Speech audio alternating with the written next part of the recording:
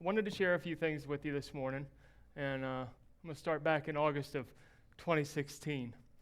I was in a motorcycle accident, and I was slowing down to make a turn, and I was rear-ended by a car, thrown off the bike. The bike was totaled, but I was not. Ambulance ride, short visit in the emergency room, couple months worth of physical therapy for my shoulder, and I was right as rain, or so I thought. About the time I was finishing physical therapy, I developed a small rash on my leg, and it itched a bit and looked a little bit like poison ivy. But I've had poison ivy more times than I can count, and I knew that this was a little different. So I tried some over-the-counter remedies, and nothing worked. So I took a trip to a local immediate care facility, and they gave me a course of prednisone. I went to my primary care physician, and she looked at it, and she gave me a topical steroid cream. Nothing worked, and the rash actually began to spread. I was a bit frustrated, but eventually the rash went away on its own. So, all good, right? Not so fast. In October of 2016, I started a new job as facility manager right here at Oak Ridge Baptist Church. So if you see any light bulbs out or toilets that don't flush, it's my fault. But anyway, as we got deeper into that winter, I developed a bad cold, or at least that's how I saw it. My wife, however, Sandy, she saw it a little different and convinced me to make an appointment to see a doctor. And having been disappointed with my previous doctor's recent care and needing a local doctor, I made an appointment with a new doctor here in Salisbury, but a month out. Not good enough, says Sandy. And so she convinced them to get me in for a sick appointment immediately. And it's a good thing, too, because my cold was actually pneumonia. And that earned me a week-long stay at PRMC. Oxygen, meds, rest. I was discharged at the end of a week. Again, all good, right? But wait, there's more. At this point, we're getting into the spring of 2017. And as I became more settled into the routine of this still fairly new job, I began to notice some things. I seemed to have a little less energy, a little less stamina, a little less strength. Now, I've been pretty physically active most of my life. I like running obstacle course races. I run 5Ks. And even in May of 2016, I ran my first half marathon. So this latest development was a little frustrating and annoying. But I chalked it up to getting older and the stress of a new job. Yeah, right. Then I fell off a ladder. No, seriously, I fell off a ladder. I don't even remember what I was doing on the ladder. I was out in the driveway doing something on the front of the garage, and for no apparent reason, I lost my balance and hit the ground with a pretty solid thud. Nothing was injured but my pride, and I was a bit perplexed, but again, I just wrote it off as one of those things. Then I fell again. And again, no apparent reason. Energy levels were still dropping. Strength was still abandoning me, and I was losing weight at an alarming rate. My muscles and joints began to hurt, sometimes almost unbearably. My hands became so swollen they looked like catcher's mitts. My primary care physician, she thought maybe arthritis or I don't know, maybe something called Sjogren's syndrome or maybe lupus so she sent me to a rheumatologist who then began evaluating me and treating me on the assumption that it was, quote unquote, some sort of inflammatory arthritis. 8 weeks on Plaquenil, nothing. Then 8 weeks on methotrexate, still nothing.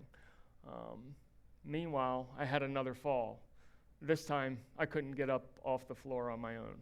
It took 2 people to get me up, and I was embarrassed, frustrated, angry. My body was betraying me. There were occasions I kid you not. When I actually yelled at my hands, "You work for me, do what I tell you." My wife was equally frustrated for me. So we kind of ganged up on my doctor and said, "Look, we got to do something." And we got her to refer me to a neurologist, which is where I finally got an answer. Of course, it was one that I didn't want to hear.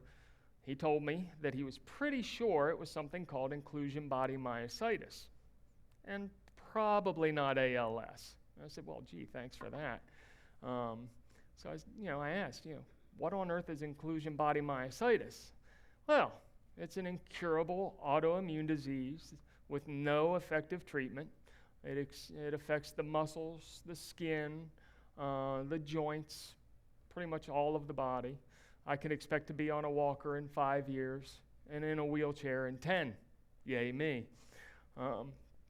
But he said, you need to get a muscle biopsy for confirmation. So you should go to Johns Hopkins for that.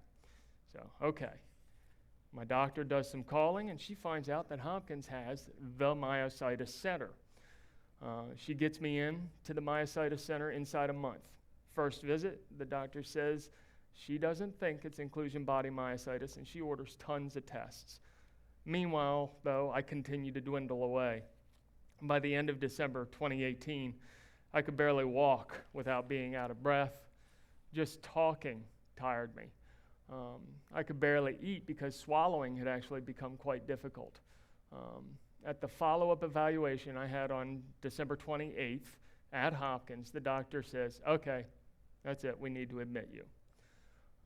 So from December 28th to January 18th, a team of at least 28 doctors at last count, and countless nurses, lab techs, all kinds of specialists, poked, prodded, folded, spindled, and not quite mutilated me.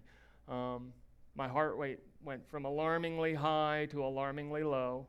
At one point, I woke up in the middle of the night to a team of doctors and nurses in the room, and they had attached me to a defibrillator while I was asleep. Scared the dickens out of me. Fortunately, they didn't have to shock me. Eventually, they did a muscle biopsy, took a chunk of muscle from my leg, and a feeding tube was surgically inserted in my abdomen to help make up for the calories I wasn't able to take in. A fun time was had by all. By the end of the first week of January, inclusion body myositis had been definitively ruled out. Malignancies had been ruled out as well, so no cancer, good. One of many doctors came in and said, what you have is a quote-unquote rip-roaring case of myositis, dermatomyositis, with interstitial lung disease. Well, again, yay me. What does that mean? They said, well, if you're going to have a myositis, this is the one to have. It's treatable. It has the highest rate of effective treatment. So, lots of meds, prednisone, Cellcept, Rituxan, atovaquone, metoprolol, IVIG, along with vitamin supplements, and finally, they discharged me on January 18th. We quickly developed a med feeding tube routine at home. My weight began to increase. Some strength started coming back.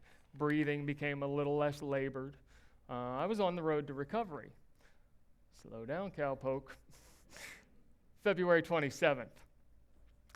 I suddenly lost partial vision in my left eye. No apparent reason. Turned out I had 2 tears in my retina that required emergency surgery. Well, at least this was something new, right? Surgery went well.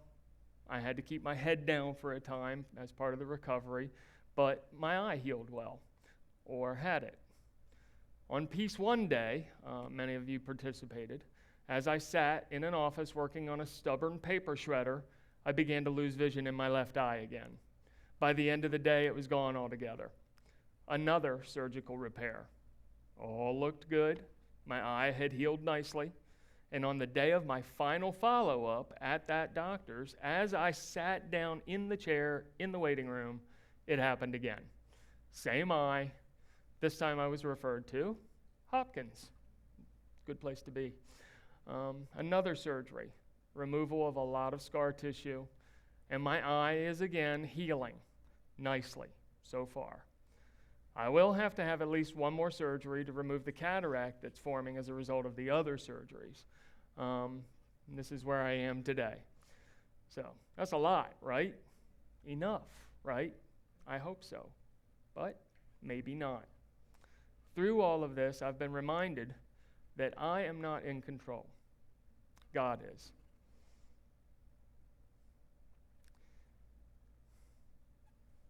Sorry. And He knows what He's doing. Sickness and death are not His thing. We brought those things on ourselves with that very first act of defiance. But He doesn't waste our hurts. We never face anything alone. Recently, somebody said to me, He won't give you anything that you can't handle. He'll never give you more than you can handle. And while I appreciate the intent of that statement, I don't agree with the content. God will absolutely let you have more than you can handle, so that there can be no mistaking that you are absolutely dependent on Him and that which He provides. Through everything that has transpired over the last couple of years, He has held me right in the palm of His hand. He planned ahead for me, and He provided me with a wonderful wife. I cannot begin to describe how awesome she is.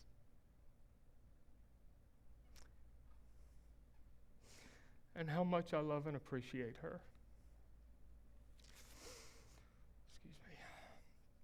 Excuse me. He's also provided me with an awesome team of doctors, nurses, and a lot of other healthcare workers. I can't speak highly enough of those people at Hopkins, my primary, everybody, and the quality of care I've received. They've all been fantastic.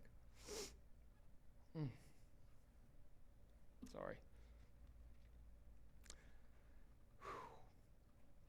He's also provided me with wonderful employers. They've not only been understanding in terms of the job, they're also family. And again, His provision. And speaking of family, He's provided me with a fantastic immediate family, as well as a huge and equally fantastic family of Christian brothers and sisters right here at Oak Ridge. Many of you have been praying for Sandy and me during all of this, and we have felt it, and we appreciate it. And we love you guys, and we thank God for you.